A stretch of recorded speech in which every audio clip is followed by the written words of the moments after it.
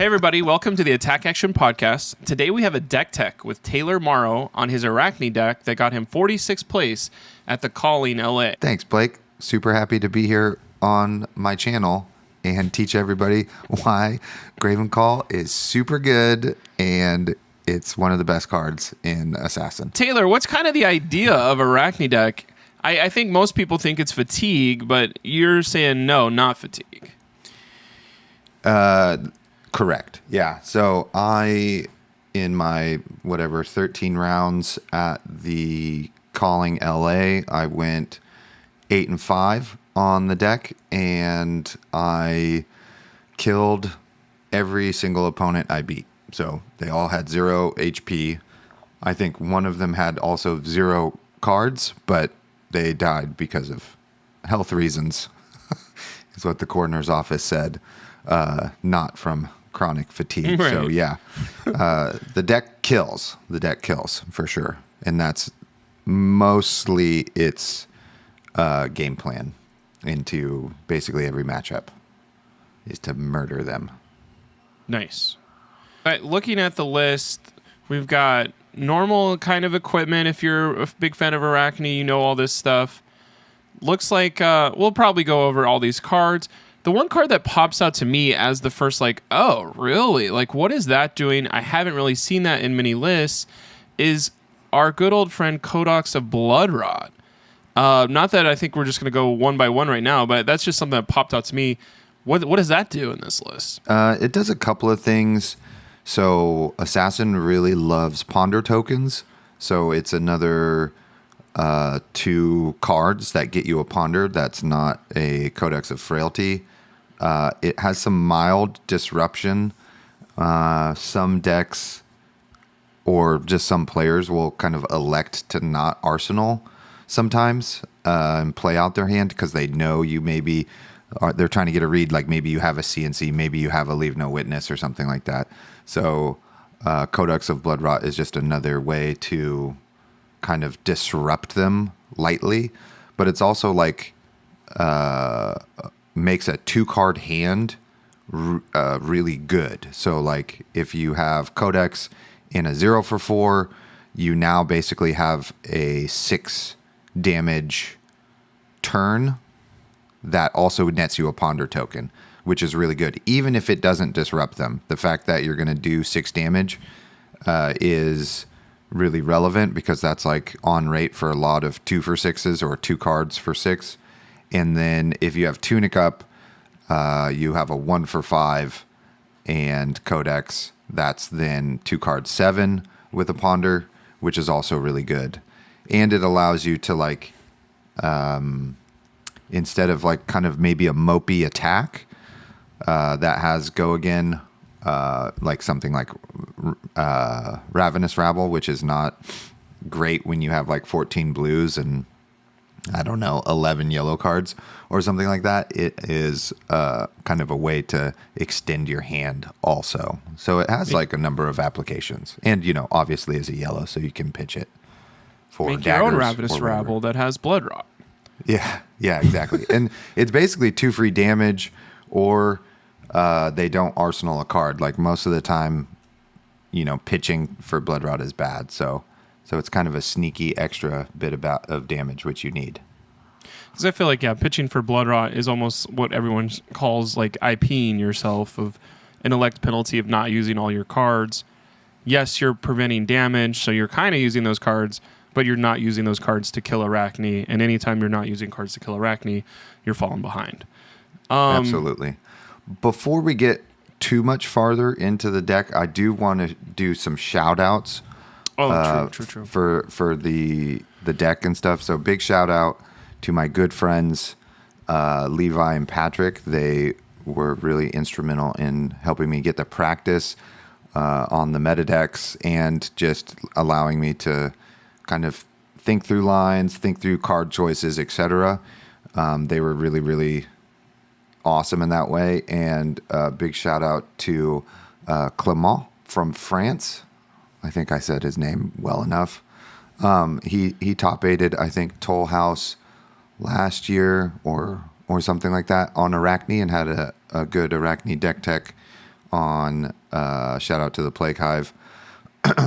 And his deck inspired me, and this is kind of a version of that deck from last year that I also ran at a ProQuest, etc. And then I messaged him with kind of some preliminary thoughts of my deck and what he thought of the meta and cards that were good and stuff. And we had a small conversation, but that led to big things. So big shout out to him.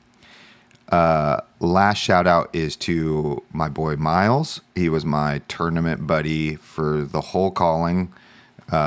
We checked in every single round, and he just was like a great person to talk with, stay grounded, keep things light, be really excited for you. You know, it just was great to have that check in after every round and be like, how are you doing? Okay, you're doing great. Cool. Oh yeah, we both lost, just one game at a time, just next game, blah, blah, blah. And then like, oh shit, we did it. We made day 2, etc. So it was really fun. And I really appreciate that energy, because those days are very long. Yeah. So, okay. Now all of that's out of the way. We can get into the nitty gritties here. And I feel like nitty gritty when you're looking at deck tech is what is the game plan? What are you doing turn from turn? How are you looking at your hand and deciding what you're doing? I think if you're a brand new player on Arachne, you're kind of like, I'm going to block, and then whatever I have left, maybe I'll swing back an 0 for 4 or 0 for 4, as we say in the biz. Is it that simple, or is it way harder than that for this deck? It's kind of that simple. So like you draw your 4 cards, and what I do is I look at, okay, what can I do with this hand? If it's 4 contract cards of varying power levels and pitch values, then that basically means I can dagger into a contract and then maybe save 1 for arsenal. So that's like only blocking for 3, which is maybe fine depending on what your opponent is doing. And then I kind of pare it down from there. So like that's the best case scenario. Let's say they just attack me for 6. Then I can definitely 1 card block and then send dagger, send another attack, arsenal another one, But if they do something more, maybe I can then maybe I have a 0 for 4. Maybe I have 2 0 for 4. So then I'll block with the other 2, and that's blocking for 6. And I can send a 0 for 4 and arsenal the other one, And so I kind of pare those down. And then it's like, okay, well, I still have a 0 for 4, so I can block 9 and send 4. You know what I mean? And so that's kind of what I'm thinking the whole time. Then, obviously that changes with the hand texture and how important your contract cards are in each matchup. So, and whether or not Tunic is up. If Tunic is up and we can get like Annihilate the Armed or Rob the Rich off of a Tunic, we might do that, because if we're only going to send 1 card, that at least demands a little bit of armor, or 2 cards for them to deny me silver. And I might do that over something like a Plunder the Poor or something like that, depending on the matchup there. But then if you have like attack reactions, that changes a little bit. Cut to the chase is obviously your best attack reaction, because it's like always online with any of your contracts, and it's on regardless if they block or not. Like Shred, they need to block with something for you to get the value out of it. So if you have a 0 for 4, a Cut to the Chase, and 2 other contract cards, I might just block 6 and then I can send 7. But if it's like they give me 2 cards on my 0 for 4 and their turn is muted, also stop me if this isn't making sense, So I block 6, I got Cut to the Chase and Leave No Witness, but they don't really have an arsenal, or they don't have an arsenal, so they have 4 cards. And I'm, it's kind of telegraphed that maybe I have a Cut to the Chase or something like that, but they kind of want to maybe we're at the stage of the game where they kind of want to value block. Their hand doesn't do very well, and they can, they block it for 6. I'm totally happy with that. If they only have like a 2 or 3 card hand, I might just arsenal that cut to the chase for a bigger turn later where I can like guarantee that black text is going to work and we get go again into a codex or something like that. But so that's kind of what you're doing in your hand every single turn is how many of these cards can I play out? You got to do some quick math on how much damage that is, and then kind of set your hand down and see what you can do versus what they're going to do. Because you don't mind blocking and then sending smaller attacks and trying to create like either a large life lead because you're blocking and they're not. And then you can pivot into a turn where you have 4 or 5 cards you can play out and, deal 13 damage or something like that. Or, something along those lines. Is this making sense? How am I doing? Yes.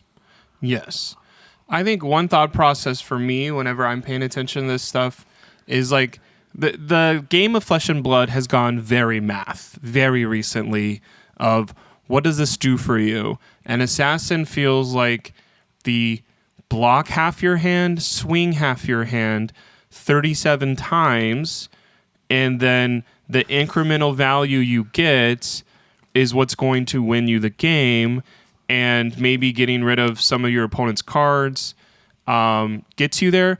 Is that true of that incremental value over 36 times?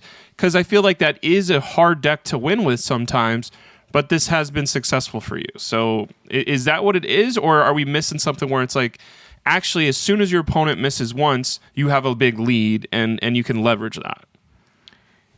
It's part that. It's also part a bit of music, to steal a term from you, because people know vaguely, so one thing when you play the deck, you get a lot of equity from the fact that people only vaguely know what you're doing. And the best way to play Assassin is to then also know what your opponent is really trying to do. So it really rewards you knowing what the other deck is doing. Because then, like, when you peek with Arachne at their top card, you can understand like what that card means for maybe their next turn cycle, or if you need to bottom it, or that sort of thing. So the bit of the music is the bluffing. Is, well, here's this card. I have 2 cards in hand. I didn't dagger you. What does that mean? So a great example of this was I was playing a game last night, and Tunic's up. I have Annihilate the Armed. I know it's very likely it's gonna hit because of my opponent runs a lot of attack actions. I have a Yellow Shred and a Codex of Frailty in hand, so I could pitch the Shred and dagger and then use the Tunic to play Annihilate the Armed, right? And then if they don't block, I can use black text, but that's like less hidden information. So instead, I use Tunic, play Annihilate the Armed, and now I'm holding 2 cards. So if they want to block me for 6, I can Shred on one of the cards they block, activate black text, get go again, and then play Codex. This was kind of the sick part of this play too, is I had 1 silver available. If they no blocks me, I've already looked at the top card. I know it's going to be an attack. I can then, because I have 1 silver, I can flick Graven Call. Once the Annihilate the Armed resolves and the hit trigger happens and I banish and I get that 2nd silver, I can, as an instant, buy back Graven Call and then use the Shred to attack with Graven Call now for 2 because I bought it back.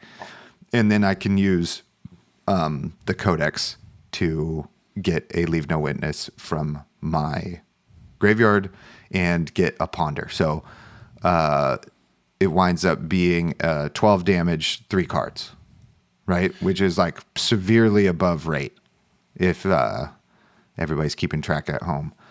And then you get a ponder at the end of that. So that's like the level you can play assassin at, and that holds back that information, you know? Even if they stuff my turn and block 9 and my 1 shred doesn't get over, that's like totally fine, because now even if they have an arsenal card, they only have 2 cards and the power of their turn is really low. I'm happy to either block, or if I have a great hand, to just tank that damage and then come back again with more threatening cards and disruption. I think that's one thing maybe you're not paying attention to, because I've looked at this card. Graven Call is the one that you can do at instant speed, destroy 2 silver, instead of the ones you're used to that they've been teaching you. At the start of turn, do that one. At the start of the turn, do your mask. Pretty sure it's at the start of the turn for each the Redback Shroud and the Shriek Razors as well. So Graven Call is different, and that's a thing that could surprise your opponent mid-turn, of like they're gonna reach over and grab your card and go, no way, and then you're gonna go, yes, this is happening. And like if your opponent is constantly looking at your card and being like, what does this do? Like that's exactly where you want them. Of like I do like the idea of, I know my deck so well and I'm getting information from your deck every turn. There's almost no way you can beat me if you don't have a game plan. Yeah. I mean, basically, it's either that or like you can high roll me. Yeah. And then that's really hard to Just cast bones live 3 through. times. Yeah, but like everybody dies in those scenarios, you know? Like you have to get a little lucky, etc. from getting high rolled and that sort of thing.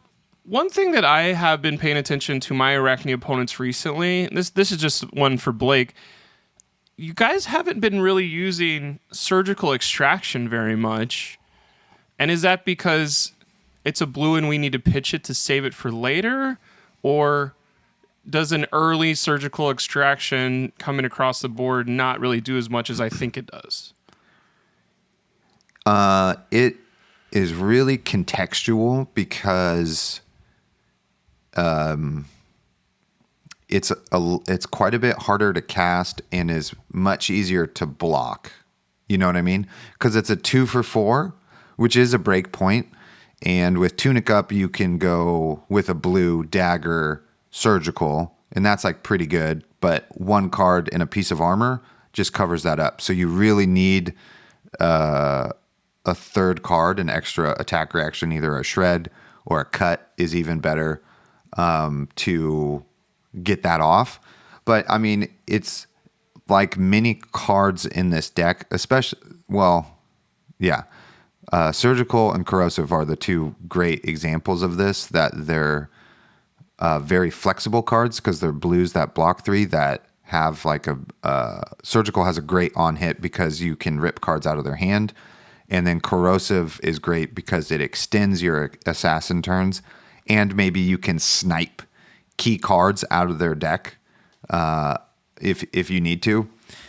So it's nuanced when to cast surgical. I mean, you'll most likely in every game see your pitch stack. So if you can pitch it next to a shred or a cut surgical, that's way better. Second cycle, when their cards and health total is like really low and you're threatening that, rather than mid game. But if you can get one off mid game and they don't have an arsenal and they like block with 2 cards, you know, you can blow them out with Cut to the Chase, 1 over, and you get to banish their second to last card out of their hand. It's pretty baller. Pretty freaking baller. So CNC, everyone knows it. Yeah. E-Strike, I think, is a little more nuanced in Arachne. Like, this is just, are you hiding information with the E-Strike, or that's not really the important thing? It's just, I'm trying to get either 7 damage across or get an arsenal card. It's in the deck because of its flexibility for all of those reasons. Like, it's a 2-card 7, which you love. Great damage, early to mid game, even late game. Always good. Blocks 3. You're happy with that. if you wind up with a lot of tempo, it's a go again card into a contract. It allows you to, that and Sink Below can help you get your pitch stack going. So like if you need that cut to the chase next to that surgical you bottomed, you pitched last turn, E-Strike can get you there. It just does a lot of stuff, and that's why it's like always included in so many decks. It's just a powerful card, and it helps Arachne compete. Sink Below, the premier blocking card for 7 years now. Yeah. I think Sink Below is always super good in Arachne for me because it's like, oh, I drew 3 shreds in Sink Below. Well, let me at least block with Sink Below 7, and try to get a contract card going. Yeah, exactly. Super, super good. And then the other one you mentioned is Codex of Frailty. This is probably Arachne's by far his best card because of everything it does. It's the reason to run the deck, you know? One of the main reasons that makes the deck even powerful. Codex of Frailty, super good, super disruptive. It turns your 3 copies of Leave No Witness into 6 copies of, or 9 copies of Leave No Witness. How does that math work? If I cast all 3 and then 6 copies of Leave No Witness, or 6 copies of CNC, you know, or 3 copies of Death Touch, etc. So it's really, really good, really, really good. Because I think of utility cards, it is just whatever card is best against my opponent. Is it Rob the Rich? Is it Already Dead? Now I have that many more copies, and it is just toolbox of just like, I think that's why it's an Assassin and a Ranger card of like, just like there's a arrow for every circumstance, there's a contract card for every circumstance, and now you get extras, and that gives you the chance to beat stronger decks because you can just go grab them. Yeah, I mean, your 3 best targets are Leave No Witness, Command and Conquer, and Death Touch. You know, those are the 3 cards you want most of the time because they're the highest value. But then, Remembrance is really good because we know it just extends the game, so it allows you to get back 3 key cards that you need, you know, against Dromai. It's get back 3 poppers. Against other decks, it's get back 3 attacks or 3 codexes or whatever, you know. So just a good card that a lot of decks run, and kind of makes sure that if somebody is like, hey, we're gonna play really long, bro, you're like, okay, I can play really long, bro. So there you go. One thing that I've been doing with my Remembrance and Codex of Frailties, which you did not mention at all, I kind of focus on getting back Already Deads because I like the idea of 2 for 6, and anytime you block with this, you're going to be nervous about those cards being gone forever or whether it's equipment or not.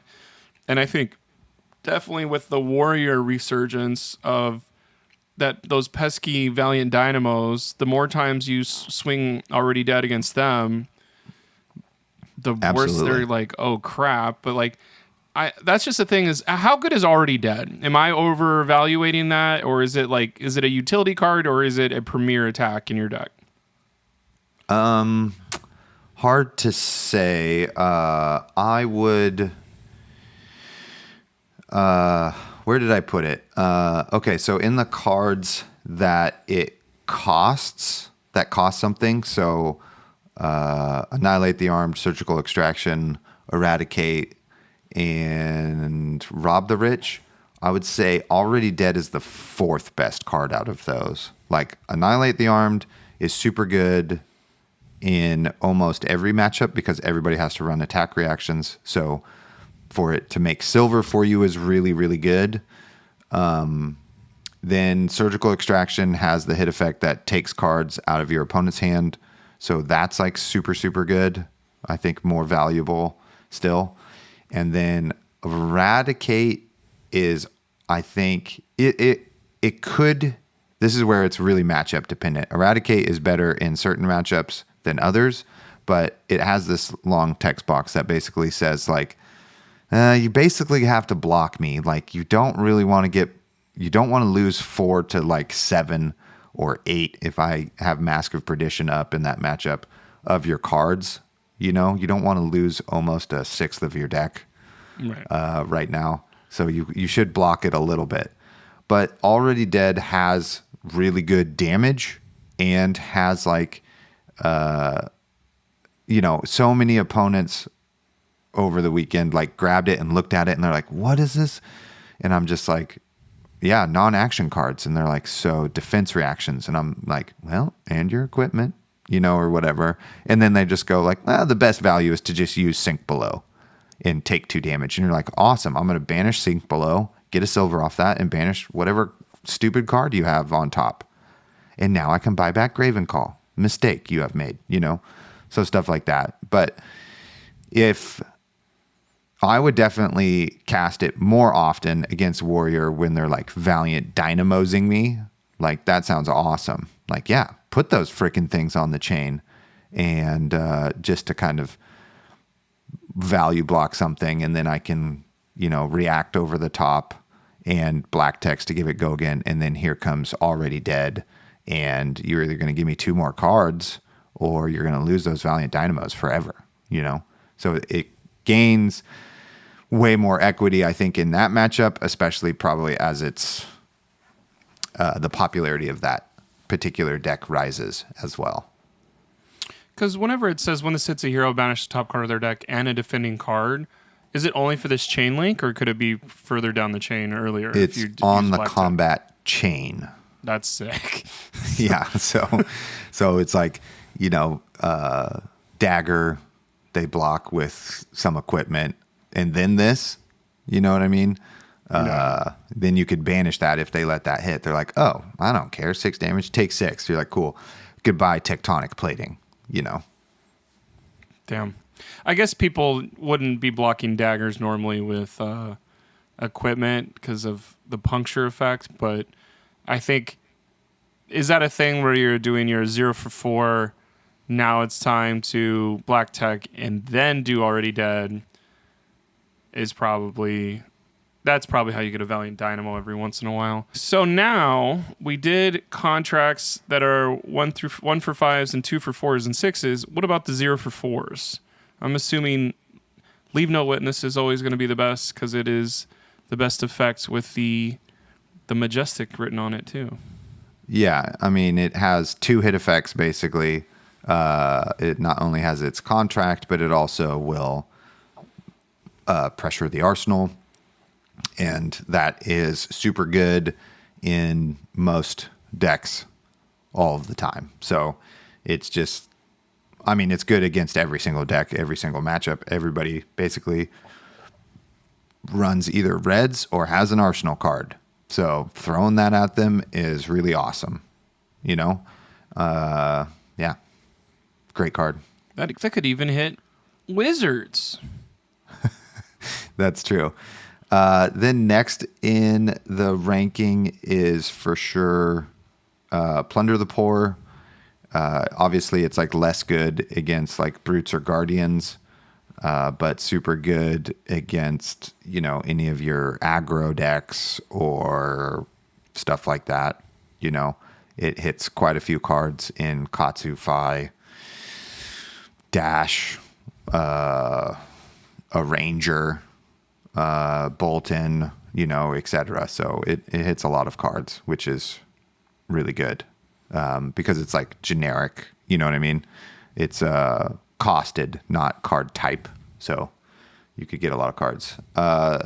Next would be Sack the Shifty in terms of importance. So anybody that's running non-attacks, those all have go again. So I put that in over Slay the Scholar because Wizard is a really tough matchup, and 3 copies of Slay the Scholar does nothing for you. But Sack the Shifty can sometimes get you a sneaky silver, because if, you know, like Terra Sunder's on top, they're not going to block Sack the Shifty, and then you will actually get a silver off of banishing their Terra Sunder, which is really good. That's like a super valuable card, and it has go again, so you get silver off of that. And then in basically every ninja deck, it's another copy of either Annihilate the Armed or Plunder the Poor. So super good in those This guy's areas getting as his well. leg cut off.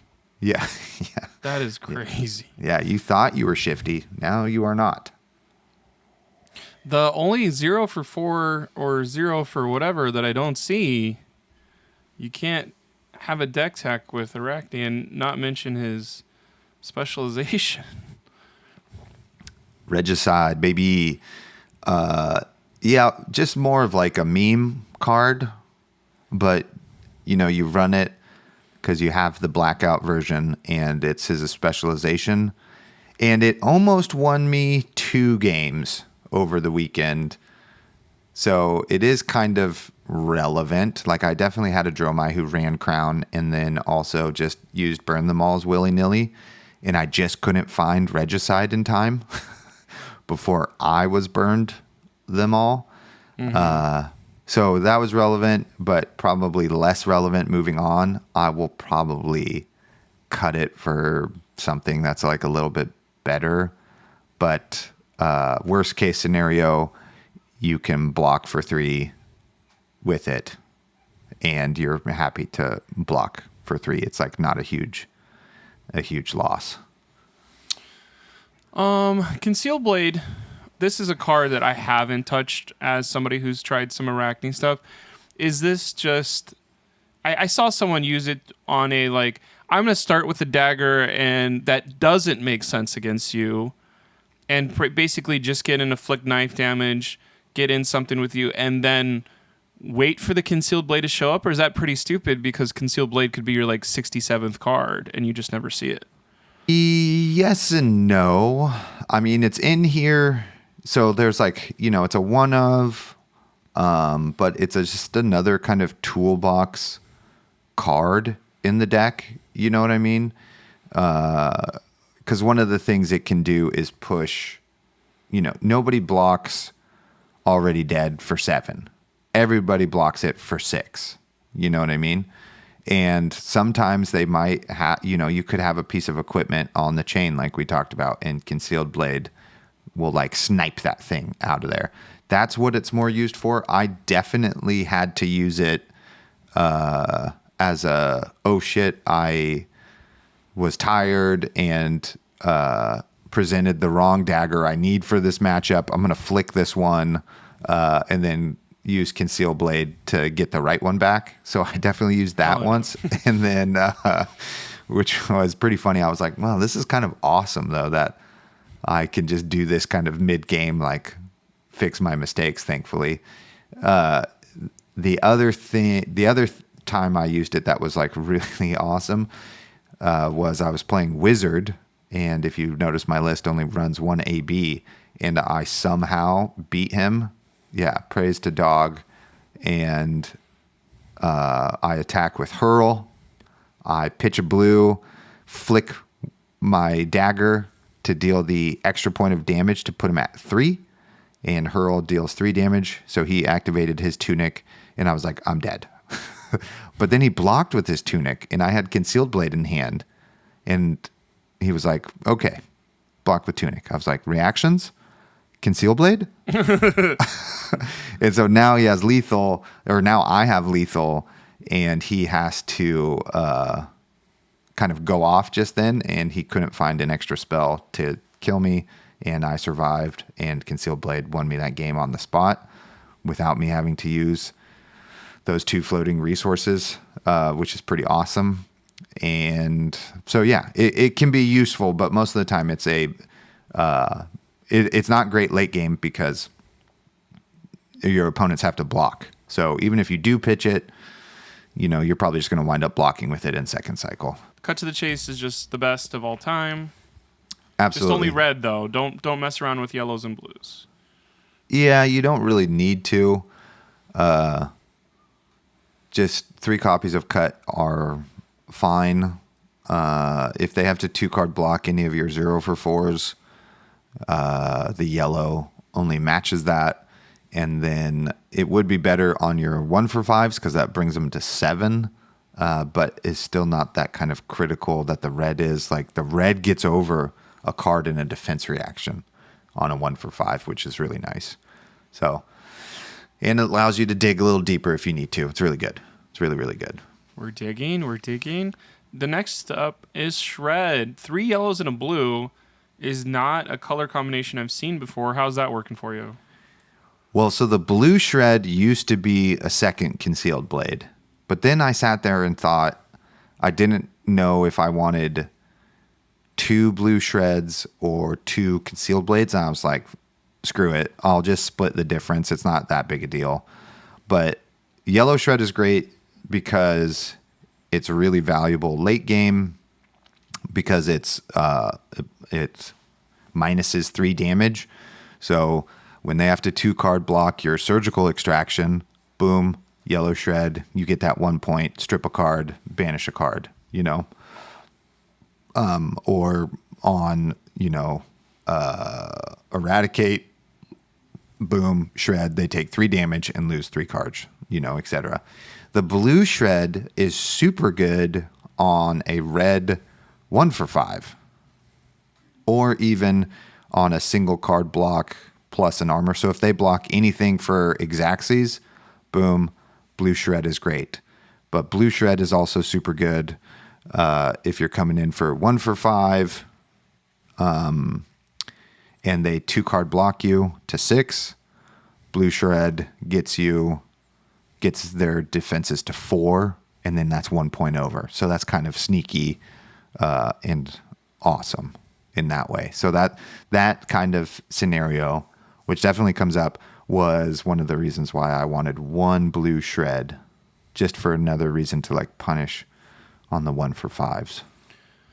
And I think as the Arachne player, you're working on knowledge where you have more knowledge of their deck, and anytime you're doing more one-ofs, has there ever been an opponent like literally narrating the game against you of like, well, we've only seen 1 blue Shred. Mm-hmm. I know you have 2 more because maybe they haven't been paying attention, or you have been concealing information from maybe Sink Belows or E-Strikes where I don't know this person's pitch stack. Does that ever come into play of somebody playing around Shreds that just don't exist in your deck? Yes, all the time. Yeah. Just because you run 1 blue and they're like, or it could be even, you've played 3 red Shreds or 3 yellows. Doesn't look like you have another one. Have I seen you pitch one? No, I haven't. Okay, block, boom, get that 1 point, get that 1 silver, buy back Graven Call, flick Graven Call, buy back, Have I watched the deck tech? I know exactly what he has now. Oh no, we're ruining it for everyone. Okay, whenever you do get this deck tech, switch at least 6 cards. Talk about, yes, this is from that deck tech, but I switched 6 cards. So Spreading Plague, you see it's in the inventory, so you just bring it in when decks are going to want to play long with you and are definitely going to block. So a lot of times they'll give you 2 cards, and this is a 1 for 4 damage reaction. It doesn't get you any banish, but it just deals good damage. Like if they have a 5-card hand and they want to give you 2 cards, and you have a Spreading Plague, and you just give them Spreading Plague, and now their 3-card hand is definitely muted, so you can handle whatever damage output that is. And then they take 4 damage, which is just awesome if they're looking to block and then still take damage. You love that. Or they are worried about the Spreading Plague, the 4 damage, and then they pitch their cards and have no turn, and that's super, super good. So you run 2 of them, so you are most likely to get one or both of them off. You don't really need to pitch them, I've found, in a lot of the games. You have plenty of other reactions that you can get to the bottom of your deck to kill. But Spreading Plague, if you can get it off mid-game when your opponent's blocking, is just a good damage dealer for sure. And it could win you the game in a late game scenario for sure. Dagger, 0 for 4. They block with 2 cards. Spreading Plague, they only have 4 health. Dead. Okay, coercive tendency. Yeah, so I would say this is like a huge level up for Arachne, corrosive tendencies. That plus Graven Call have made this deck like very playable. Like you can consider playing this deck. I think now, I think he moves out of the bottom of the terrible decks to play because of corrosive. So it's so flexible. So at base, it's a blue block 3, which is great. You love blues that block 3, which already makes it super modular. You can block with it or pitch with it. Then the fact that you get to look at the top 3 cards of your opponent's deck is so relevant because you could snipe like that, Art of War, the Blood Rush Bellows, Hit and Run, just like a good card, or like could get Blade Flurry out of there, etc., without it fulfilling the last paragraph. Whereas if it fulfills a contract, your assassin attacks go again this combat chain. So lots of times in kind of the late to mid game. So if you pitch this and just on a 3-card hand, you can do super, super well. So you got Tunic up, you go Annihilate the Armed, and you have 2 cards in hand. This is one of these scenarios again. And they're like, shit, I don't know what they're doing. They still have black text. I bet he has a pump, or something. So I'll block 9 and have his turn off and use my last card to swing my weapon. Well, then you get to go corrosive, and then you go find the card you want, banish it. Now your Annihilate the Armed has go again. They have 1 card in hand, and then you can use your Codex to go get Leave No Witness, or just have relevant 4 damage that potentially they're at like a low life total, and they don't really want to take 4 damage. You know what I mean? So it helps you do that. If you draw the God Hand with corrosive in Arsenal, and you have 4 0-for-4s basically, or one of them's a 1-for-5 with Tunic up, you then can just go like blam, blam, blam. Here's 12 damage or 13 damage, and 4 cards gone out of your deck. You can even, as a single attack reaction, because you can get 1 card out, if there's a game where you need to just like fatigue them, like I had to play against Fi and I lost this game, but I just wasn't, they had like 8 defense reactions in their deck, so I wasn't getting the extra banish out of their deck. So I started to use corrosive just on like, they would go, sink below on Plunder the Poor. So then I just use corrosive to just get one of their cards out of there. So then we're just trading 2 for 2 cards. And it was relevant because they only had like their last hand of cards before they killed me was 2 defense reactions and 2 blues. So they can't Emberblade because they don't have a starter. Right. And that's one of the things that makes the deck and this card like really, really good. That makes sense? Yes. One thing that I'm always wondering about is like, how often do you blam, blam, blam? Is it worth playing for the 1-for-5, 0-for-4, 0-for-4, or is that kind of a pipe dream thing where, like, can you play for that? You put it in your arsenal and pitch tag for it, or is it kind of like, if you got it, play it now, but it's not worth setting up? You definitely can set it up because it's a blue, so it's easy to kind of get that pitch stack. It's definitely easiest when it's kind of mid to late game and your opponent has realized you're like dealing a lot of damage to them and they need to block to kind of set up, and you just have a 3-card hand, two 0-for-4s, Tunic up, 1-for-5, and they overblock one of those attacks, and then you can use it to continue your turn. You know what I mean? Or like it's a 0-for-4 They block 2, awesome. You use corrosive to get go again, and then play Codex. You know, those are the plays you're looking for. But a lot of it has to do with experience and reading what your opponent's play patterns have been. You know, if they don't, and corrosive's good in all scenarios. You know, you can if they don't block you, great. You can use it and save black text later to get go again. If they overblock you, you can use it to get go again and have another relevant card that's hitting. So that's why it's good. Have you ever used coercive on a dagger just to mess with your opponent and get rid of their top card? I have not. That was one thing that you said.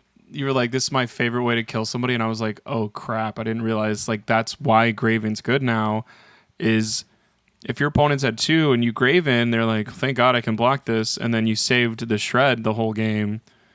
It's just Shred is dead. Boom. And now your opponent has to, like, overblock daggers for the rest of their life. Like, that sounds awful. Yeah, totally. I mean, I killed more than one opponent on the weekend with...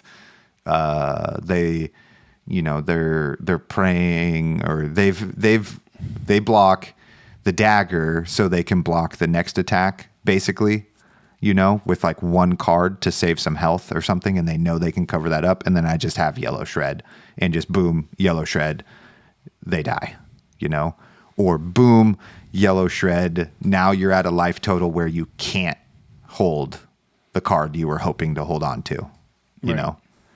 Or even another great play pattern I love is you attack with Graven Call. They block it. You flick Spider's Bite on the Graven Call. And then now you have the Spider's Bite hit effect for your follow-up attack. And a lot of times that could be, you know, they have to block with their other 3 cards or something like that. You know what I mean?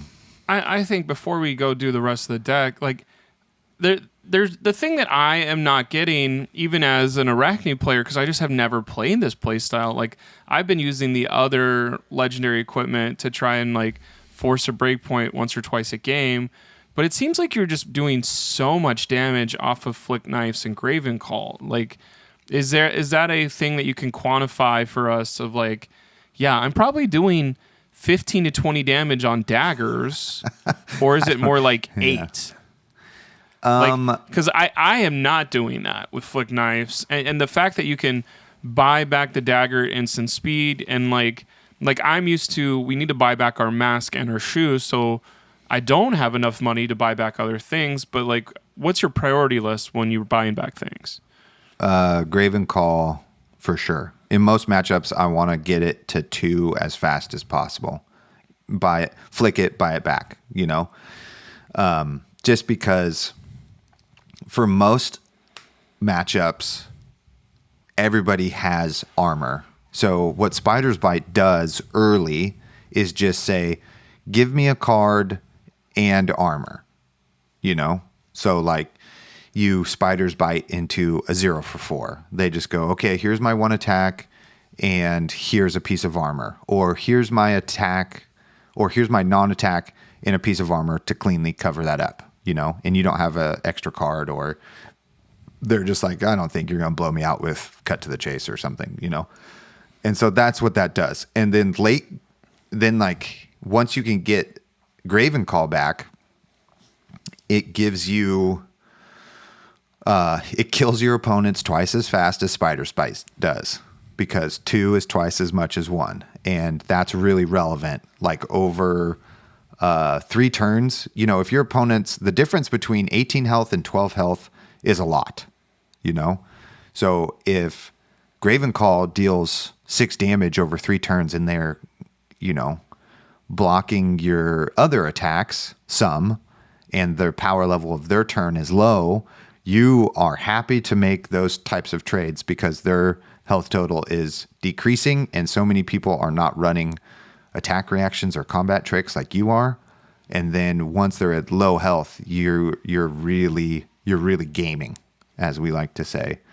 And then Graven Call with the +1 counter on it changes a lot of your math to be able to trade really, really efficiently. So then once you go, you pitch a blue, Graven Call, 2 damage. Then a 1 for 5 off of that blue.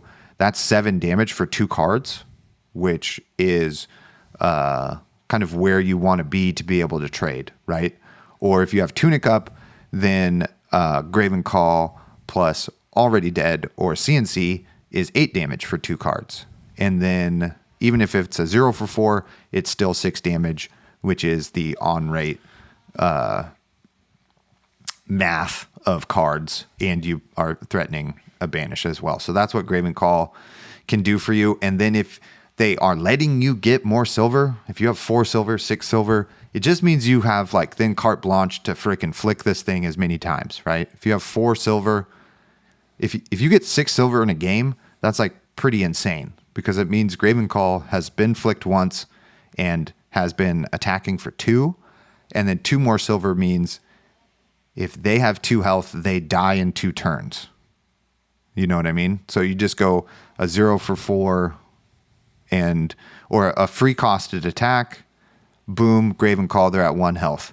You block with 9 cards or 3 cards, 9 value, and then another 0 costed attack, flick, Graven Call, dead. You know what I mean? So actually that's probably more, because then you can buy it back and flick it again in extra time. So that's like 3 extra damage you have with 4 silver, just that they can't interact with. So it gives you a lot more reach. I think everyone is just sleeping on Graven Call, because like this hasn't been in my mind of like what that can do. And I'm not trying to be like, I can't believe I miss it, but like Graven Call is maybe not on par with Lag, but it's an extremely good weapon that changes the hero completely. And like that's what those slot cards are doing. So if you're like, oh, I wish Arachne got a better slot card, I think both of these slot cards bumped him up a tier list, and like now he's at low B, where now if you're an extremely good player who has 4 years of matchup knowledge from the game, you can probably take him from the B to the A. Yeah, or at least compete, you know. Yeah, Graven Call is great. I basically run it in like every single matchup because it's great against fatigue, because it's what's the word? It just does more damage, you know. So just that's does more important. damage. Okay, let's go through all the other cards, because everybody else is like, oh my gosh, are they ever going to mention this stuff? Yes, we will. Sigil of Solace. We're just healing. We're just making more money. We're making more health for people to go through. Yeah, great card. It won the Pro Tour LA, so it's really good. You want to play a longer game. You know, you're not fatiguing, you're just killing them late. So having 6 extra health is really important in the deck. And plus, it's a great card to put in Arsenal, and then they try to CNC you, and you're like, ha, it was Sigil. It was Sigil the whole time. Yeah.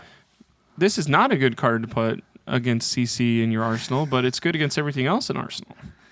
Yeah, Unmovable was fine. I had to cut 2 blues to kind of fit in some extra tech and it's a bit of a gamble to run 2 unmovables with 14 blues, but I felt fairly confident in doing that. And they were super useful. But it gets dicey because sometimes with only 14 blues, you draw like 3 reds and a yellow, and you're like, eesh. This is not good. Thank God Tunic is up, so I can use it with this yellow to cast this unmovable, you know. So it can get definitely awkward, but, you know, it covers up Bare Fangs very cleanly. It covers up anything Guardian is trying to do to you with crush effects really nicely. It helps against Levia when they're earlier in the game, just trying to send like a one costed 9 card at you, and turning off their blood debt. So you can 2 card 8 that thing, etc. Death Touch. Yeah, Talk Death about Touch, utility. super good. We just don't run more of them because it's a little bit harder for Arachne to cast it and get it in Arsenal when you have so many other things you want to have in Arsenal. But it's for sure super good. If you can Spider's Bite into Death Touch, super, super good. Even Graven Call is fine. It's 3 resources for 8 damage. I really try to play it from Arsenal rather than block with it to get it into Graveyard as a Codex target.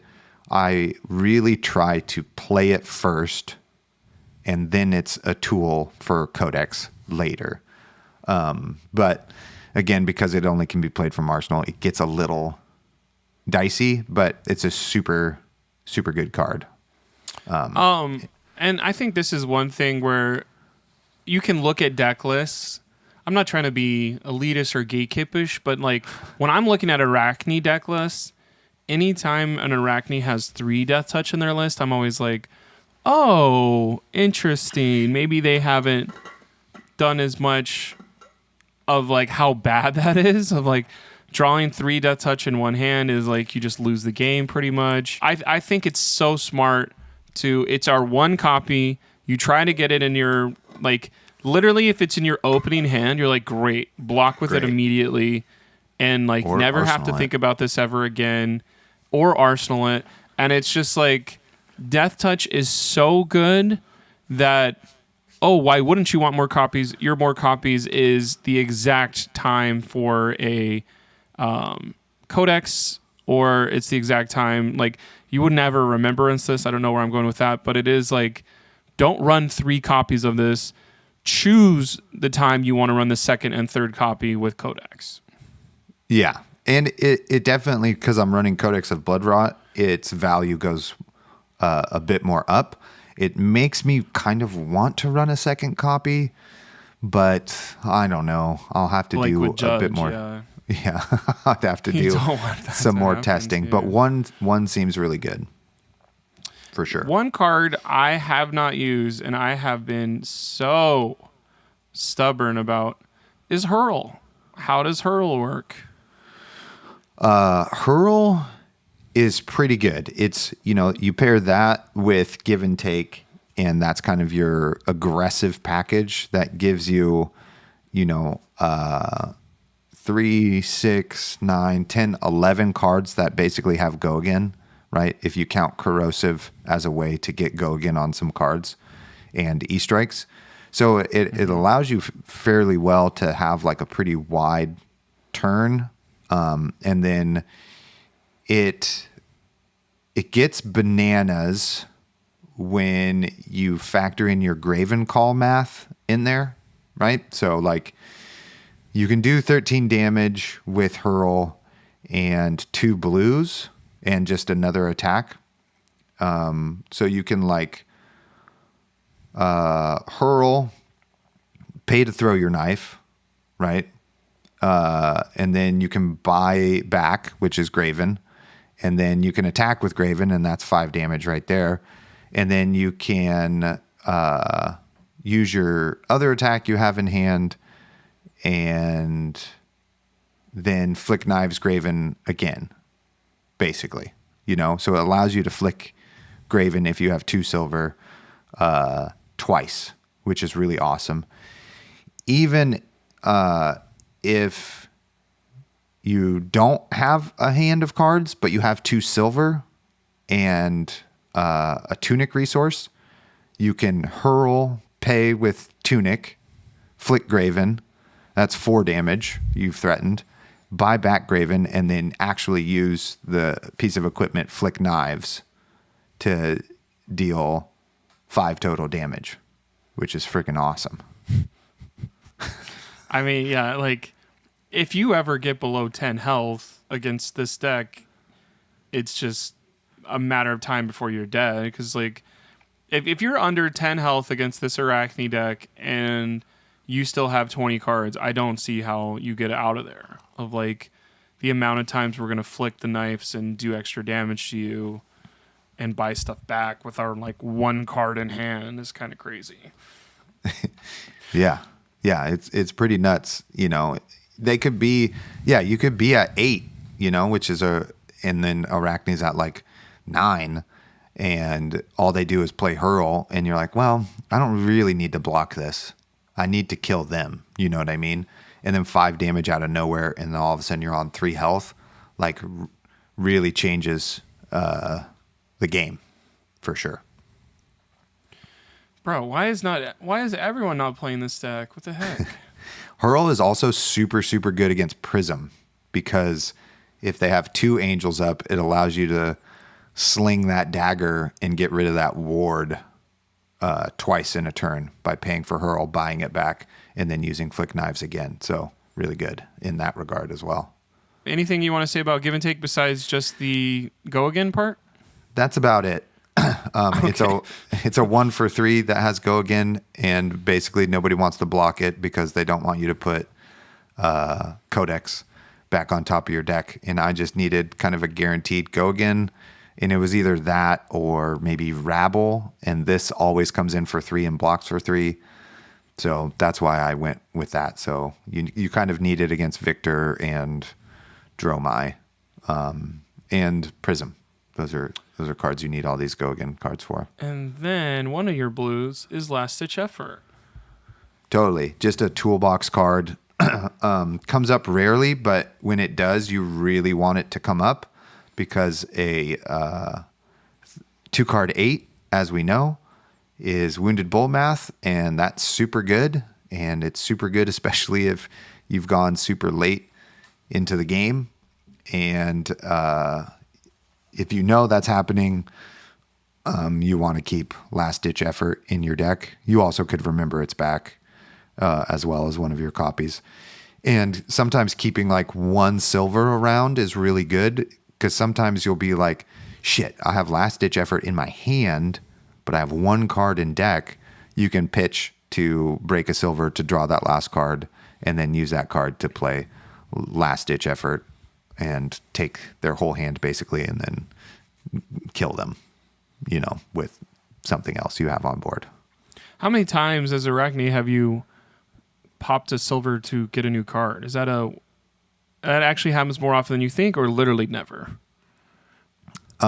It has happened. That's why I know that's a line to play. Right. But it's just like, that's one of the things you do, or like that you figure out when you play a single hero enough times. You're like, well, there's this edge case scenario where, like, I'm really grateful I have this 1 silver. I can use it for a Last Ditch Effort extra play if I need to. And then I'm sure this is just for all those pesky illusionist players. Absolutely. It's a 6 that blocks from Arsenal. Done. That's it. Because if somebody is it worth like, oh, I'm playing against Azalea, they're gonna Codex me. Do you go grab the blocking card from that, or would you value like a Leave No Witness instead at that point? I would value a CNC, because it will come in for 5. So Gotcha. Depending on what arrow they take, that's what I would get. Down and dirty does not matter, really. Gotcha. It only comes in versus Illusionist. Cool. You're pretty favored, I think, in the Azalea matchup. Which is probably a good reason to run Arachne, because I think Azalea is going to be, like, in a post-Dromai world that's happening in a month, is Arachne now, oh shit, like this could actually be really good? Or what's your thought about that? Of like, because in my mind, I would love to play this deck. I just lose to all the illusionists near me. Or do you could beat a Prism every once in a while? Yes, you can definitely beat Prism because of Graven Call. So single spectral shields do get popped by Graven Call, and 1 damage goes through. So that's really awesome. And then the fact that you can buy it back and flick it often enough means if they're gonna, if they want to, as a trick, you play Leave No Witness and they just flip an angel to ward, you can just flick Graven Call and that pops the ward. And then now they need a defense reaction to stop your Leave No Witness and taking their arsenal, you know? So those things make it really much more tight of a matchup. But if they're running Iris and not lag, then I don't know. And you probably need Time Snap Potion because I think it'll be a little too hard. You won't have the action points, even with that tiny aggressive package I have in the deck. Gotcha. Yeah. Other daggers, Peeler comes in for what? Warriors, basically. So if you're running Dynamos, you're running Scale Peeler. So like the read before Pro Tour was if it's Kasai, you got it. You're going Scale Peeler, you know. But now, like you sit across from a Dorinthia, you might want Scale Peeler as one of your cards. And now Orbitoclast. That's an interesting one. Was basically in for the Dromai matchup, just to make it hard for them to block with their dragons. I still, you know, the matchup's so hard that it's some tech that does something. You know what I mean? I think some people might not run it because you're like, well, you want to incentivize them to block with dragons. But I'm like, they're not going to block with dragons really, unless their hand dictates so. Their dragons are so much more valuable. So Right. They're gonna anyway, just rip it's them. in there. You could also run it against Warrior as well, because that takes care of all of their like non-attack actions, like Warrior's Valor, whatever the other stuff is. Do you Hit and miss run. Nerve Scalpel when you're playing it? Or like everything we're saying about Graven Call is so good that it doesn't really, like we don't miss that we hit a sink below every once in a while, making it go to 3. Yeah, correct. Like that a lot of times, you know, it's fine. You have to just get used to like eating the like Leave No Witness and then they just sink below from Arsenal. You know what I mean? You just have to eat that. And like that's just part of your game now. That's the life you're living, you know. But we still have Nerve Scalpel. It is useful sometimes if you know you're up against a fatigue deck. They have to then play around the fact that you can flick Nerve Scalpel or you can use Nerve Scalpel, etc. You know, but post Dromai, things are going to change, and so what daggers you choose matters. But basically, you run Graven Call in most matchups, and then your other dagger you choose is just like a read on the deck. So you like for Dromai, you would go Orbitoclast Graven. You know, for Hatchet's Dory, you might go Scale Peeler Graven. You know what I mean? Just the fact that at some point you can flick a dagger a few more times or come in for 2 is, I think, way more worth having 2 daggers that have 2 hit effects. So that's all the daggers. Not that that's everything. I think one thing that's still in my mind that just is so unfathomable is like, this seems like a deck that's very hard. And like maybe what's some beginner tips of a pitfall that you've maybe got into before, or something where you're like, this deck finally clicked when this happened? Is there a couple sentences like that that could help somebody grab this list of 60 cards and not just immediately get owned for 5 hours when they try it? I mean, the best thing to do is just play the deck. You know, it requires your knowledge of it, and then the best part about playing Arachne is you have mastery of the deck, and then you have kind of mastery over your opponent's game plan, when you're playing in when you know what the meta is, you know. So you kind of can theorize what their hand is going to be and what the card on top means to them. So that's like one of the things you have to get through. And one of the things you also have to recognize is how your opponent is deciding to play the game. That's one of the reads you have to make, is because then you have to change your game plan. Like if they're not blocking, that's great. That means that like you can block and chunk them down and get silver willy-nilly and have, you know, your Graven Call end game stuff, which is awesome. And if they are going to block, then you're trying to set up checkmate scenarios with corrosive or shreds or cut to the chases and that sort of thing. You know, if they want a mid-range with you, that's awesome. I mean, that's how you can really win the game, you know, is when all of a sudden they have sub 10 health and you're still right at 10 health, you know, etc.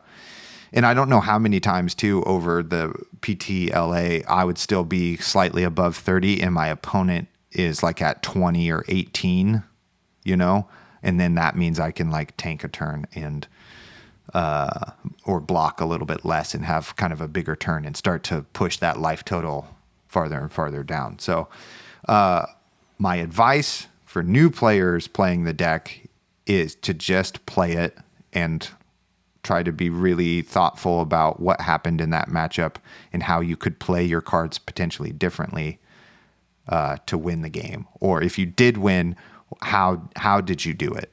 You know, did they disrespect you and you were just able to like, you know, go annihilate the armed and they're like no blocks and you go cut and then all of a sudden they take 11 damage, you know? That's one way. And that's definitely how you get some wins because some people don't know what you are doing. One question I hinted at earlier that I did not follow up on. If you're spending all your silver on Graven Call, are there one mask turn a game? Are there one Black Tech Whisper turn a game? Or is that still like a modal thing of like, no, it's up to every single different decision? Or is it like you really need your mask turn to get some silver? You really need your Black Tech to not get stuffed because it's so much more important now if you're only doing it like once or twice a game. Yeah, it definitely depends. So like against Brute, you're running Balance of Justice because that basically takes care of the 2 block you might get out of Mask of Partition anyway, and it'll draw you a card when they Blood Rush. Right. So most of your silver is definitely used for Graven Call, and you can use Black Techs at a key moment one time during the game, which is still really powerful. You know, if your boots are Iron Rot Snapdragons, basically, that's super good, even if you don't buy them back and get to threaten them again. You know what I mean? And you'll usually really easily be able to use them because a lot of times decks just like don't block you, you know? You come in with Plunder the Poor, it's not relevant against Brutes. They no block you, you Black Text, and then the other card you had was Codex, and now you get to Leave No Witness, and then their 4-card hand turns into a 3-card hand, you know? That sort of thing. Of course, you could get Scowling Flesh bagged right there, and then your SOL, but you have to... Flesh bag has to be used at one point during the game anyway. Right. In one of my Bravo matchup in the tournament, which was like a real grinder of a game, I had a big moment where I had to decide whether or not the extra health on Black Text was going to be more valuable than the +2 damage on Graven Call, and I ultimately decided to not buy back Black Text, flick Graven Call on my turn, and then buy it back. And then my opponent, a few turns later, after they were like, oh shit, all of a sudden I lost 4 health because I didn't block Graven Call, he went, I see now why you didn't buy back Black Text. And I was like, yeah. Yeah, So, I'm smart. I know what I'm doing. Yeah, totally. I think it's something where like maybe that's a flow chart as a new player or a new person to this deck is, does Graven Call have an extra counter on it? Let me try to do that as soon as possible. Let me see what this does for my math. Holy crap, this is working out. Because I think another meta opponent that maybe people are like, I can't play Arachne if people are going to be swinging a Nothos at me. What do you have to say to that? Of like, is Guardian closer than it seems? Or are you, anytime you're against a Guardian, you're like, oh shit, I got to play perfect? You definitely need to manufacture a turn and get 2 silver, so you can get Graven Call to 2. That gives you game into that matchup, because then you can trade with them more easily.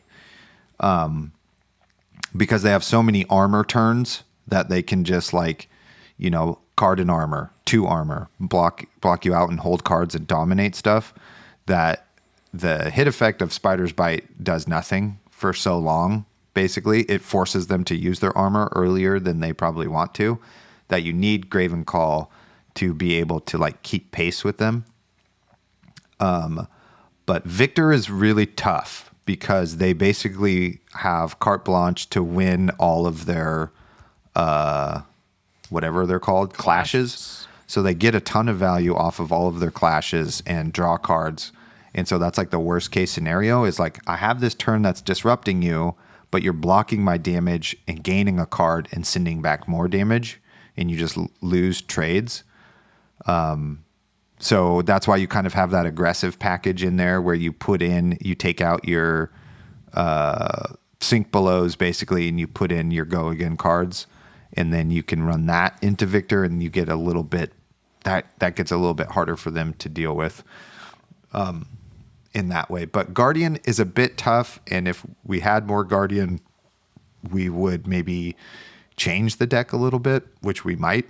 But yeah, Guardian is a little tougher. Bravo feels easier than Victor does, but Bravo also can like I lost Friday at the Super Armory because a Bravo just went like turn 0 Starstruck dominate, turn 2 Starstruck dominate, turn 3 Crippling Crush dominate, and I just had like 18 health at the end of that, and impossible to come back from that. So that's what I mean. Decks kind of have to high roll you sometimes for you to like be really out of the game.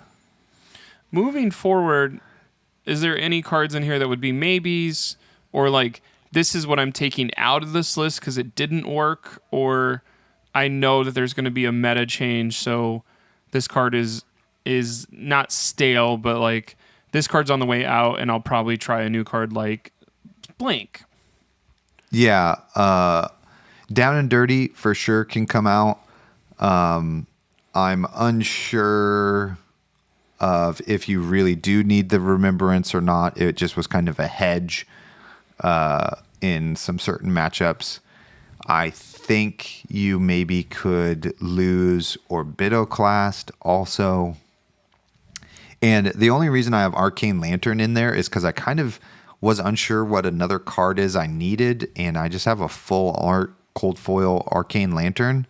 And I was like, well, I guess like I'll just lose to Wizard. Spoilers, I didn't. But if I'm playing like a Vincent or a Viserai, I don't really need 2 daggers because I'm going to be needing to pitch for arcane damage. Chance, yeah. So a lantern seems fine, and then I still have access to all of my other really good pieces of equipment.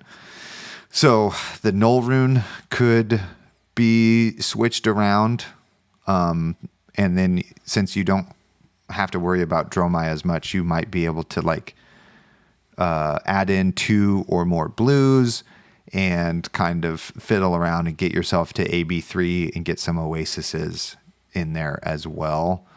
I think is also possible. But nothing concrete. We'll have to see how the meta changes, and we'll see what cards I need. If a aggro like Ninja or Fi becomes more relevant, I would love 2 more defense reactions. I would love just like 2 Fate Foreseens. Might be pretty good as well. Because that's one thing, like, when I'm playing Arachne, I've got 3 Sinks, 3 Fates. We've got some Frailty Traps. We've got 1 Inertia to blow up a turn out of nowhere where people get nervous about it. I think that's an interesting layer of your deck is we don't have the extra blocks for the 4th point of block, but everything in here blocks for 3 and has a purpose. And so this is more toolboxy and like in the moment you need to evaluate everything instead of, I think my version of Arachne that I've been enjoying in early January was like just turn your brain off, block as much as possible, swing back your attack, which just doesn't really work against a couple main meta decks right now. Yeah. I just felt like it was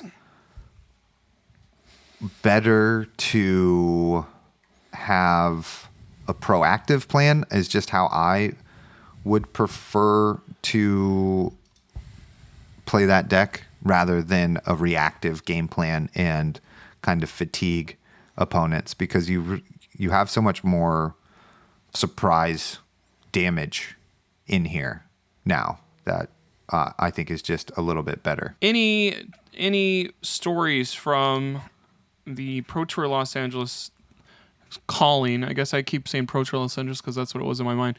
Anything from the calling Los Angeles, like a story you want to tell people of like this was the premier moment? Like, because one thing I always struggled with was like dash, and you beat a dash. Is that just something where your opponent didn't know what was going on, or did your game plan work into them? I played 2 dashes, lost one, won one. Won one because they didn't know what I was doing, and they just boosted into me, and so it was like block for 6 or 9 every turn, send a 0 for 4. They don't block it, they get another card, so I'm just like taking 5 cards out of their deck every turn or more. So that was nice. And then I did have to play like a pistol fatigue dash, and my lack of knowledge on how many defense reactions and defensive cards they were going to have punished me there. I did have a game plan. I pitch stacked my deck, but I just didn't execute my game plan well enough to give me a chance to win that game. So like in Fatigue Dash, you have to like send plenty of attacks and bottom Spark of Geniuses and any items. So those got to go to the bottom of the deck so they can't assemble the pistol. So you can keep pace with them.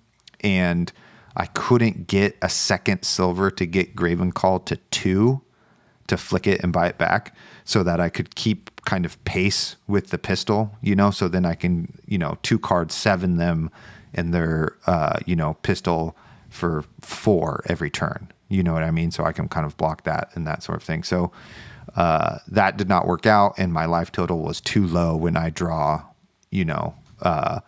Leave No Witness and 2 shreds and some other card, like I had to use those to block rather than getting to like play Leave No Witness, shred, so there are those. The other thing from the weekend in LA was I beat all of my KO opponents and all my brute opponents. I played a Rhinar and 3 KOs and beat them all. And I think this is a really great choice if your area is really heavy with those brutes. I mean, my best game, I think, of the whole tournament was against Ian from Canada. Shout out to Ian. We had a really great game where we just went back and forth the whole game. And I eventually got there just because I have more like combat tricks than he does and that sort of thing. But it was a really tight game. But there was definitely a moment where I kind of took a little bit more damage because I knew I could get him with my attack reactions. And I kind of had one of those checkmate moments where it's like, well, if you block this, I can then flick and then send this, and then you have to block again, and then I'll kill you the next turn. Or, or if you don't block this, then that puts you into kill range for this next attack, and with this reaction and flick, you're also dead, you know?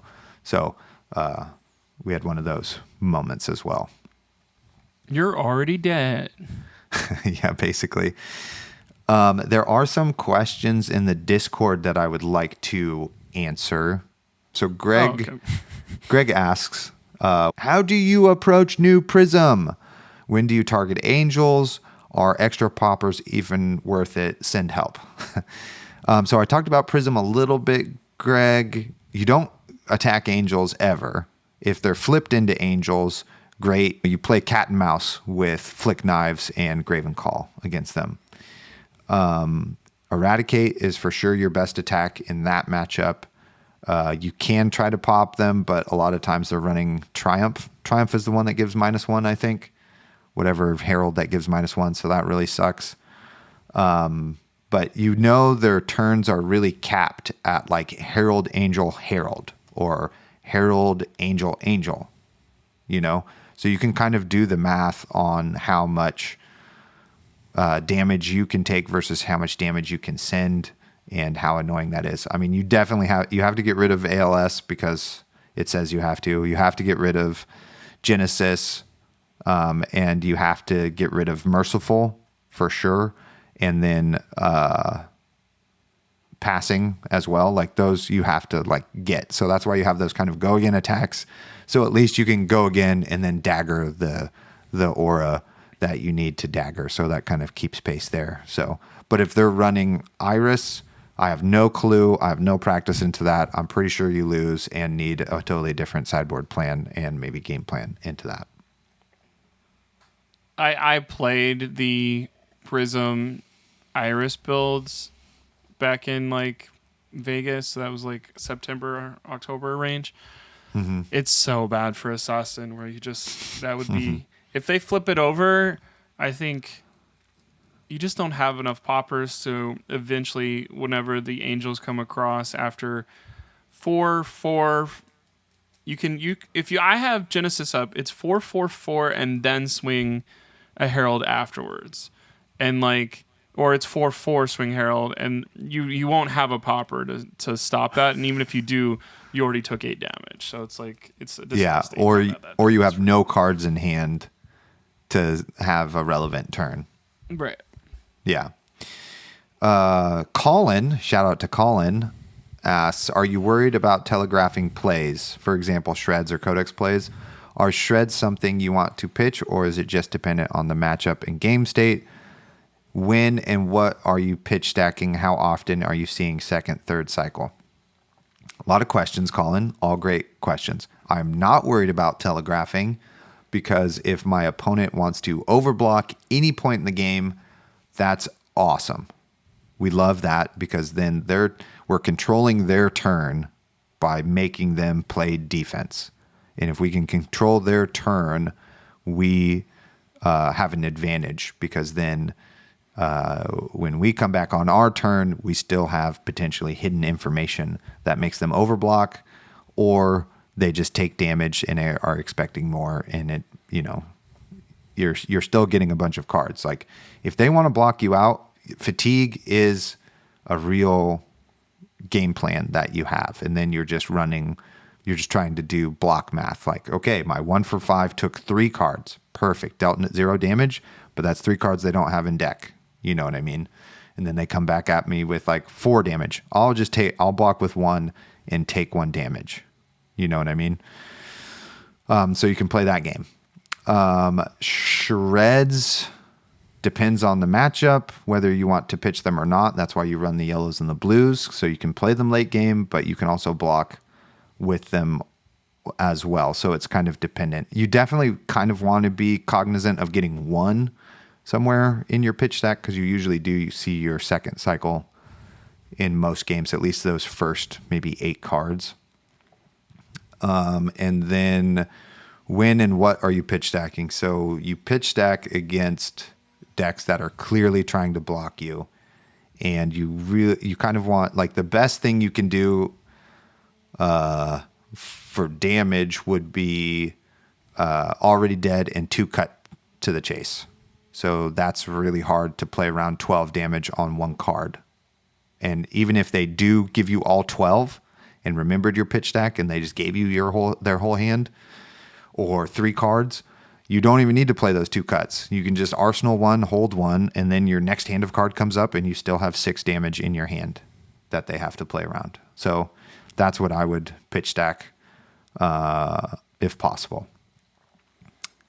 Greg asks again, how much do you value attacking with the daggers? Are they worth keeping an extra card in hand to swing a dagger before a contract card, or is blocking with that extra card better?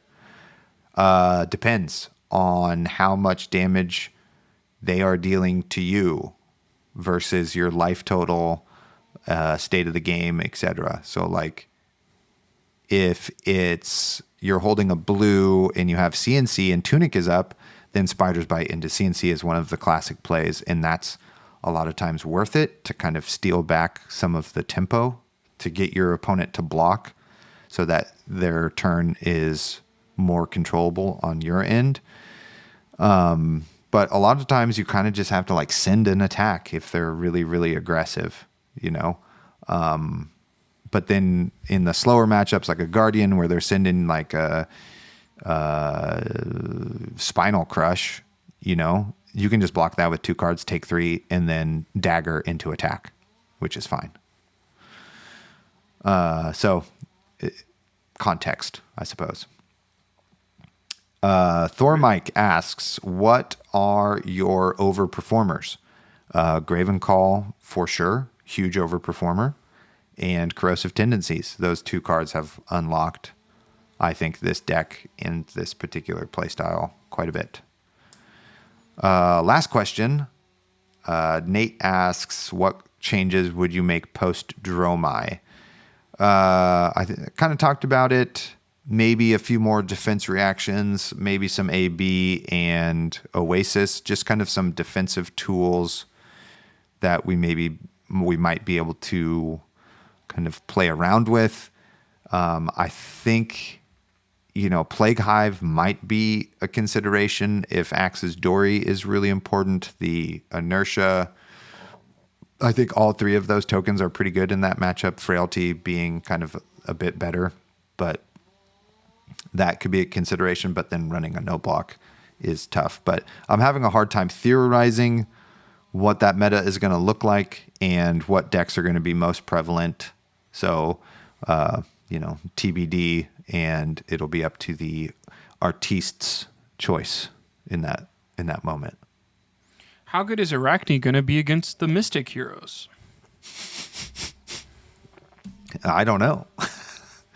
That's hard to say, really. I mean, are you going to be able to block a 0 for or a 1 for 5 attack reaction from the other Mystic Assassin?